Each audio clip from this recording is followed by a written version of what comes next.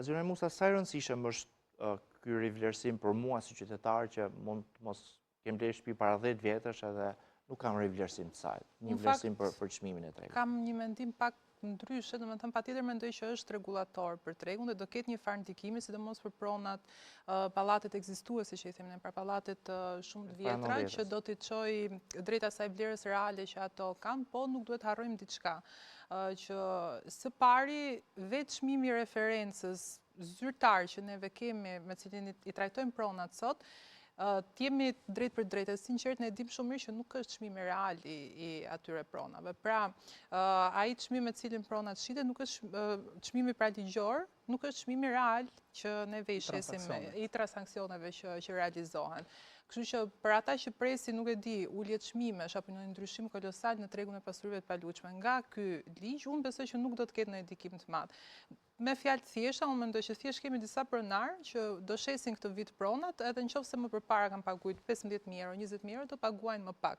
Por nuk është se do ketë një ndikim shumë të madh pjesa e uljes së çmimeve, sepse nuk mund të presim që një diferencë aq e vogël, pra nëse pronari do negocioj pak në çmimin e pronës që do ta shes, sepse po paguajnë një taks më të ulët, kjo nuk ndikon në të gjithë tregun e pasurive të paluajtshme.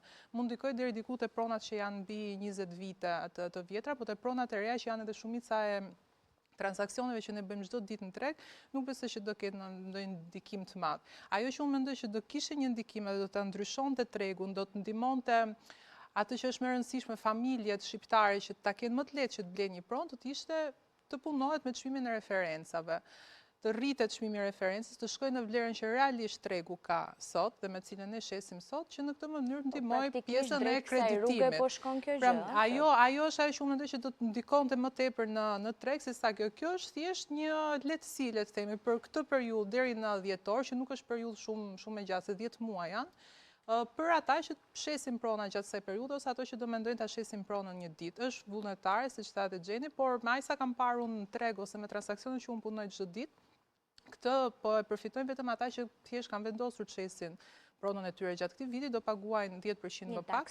Edhe kaq. Nuk është se do ketë një ndikim shumë të madh, sidomos te pjesa e çmimeve dhe asaj të shumë priturës uljes së çmimeve. Nuk do të ketë. Do ta ketë pak më afat gjatë ekonomik ato që ndikojnë. Të ardhurash në buxhetin e shtetit, sepse kjo diferenca, përveç këtyre që do mlidhen këto parapagimet që do paguajnë, kjo diferenca çmimit lufton edhe atë evazionin fiskal që krijohet, sepse shumë kontrata shitje sot bëhen me çmime jo reale. Kolegët mund ta dinë më mirë, domethënë se janë të kjo fushë, bëhen aty ku nuk duan të paguajnë, negociohen nëpërmjet blerësit dhe shitësit dhe shkojnë tek çmimi i referencës që të paguajnë sa më pak lek shtetit. Gjithsesi unë shikoj si një një ligj shumë produktiv për rregullimin e tregut, sepse kjo çon gjithmonë më shumë që ne të shkojmë sa më afër pra vlerës reale, çfarë po ndodh realisht në treg me çmimet që janë aktuale, pra. Kështu që kjo gjë sjell një formalizim shumë të mirë të tregut.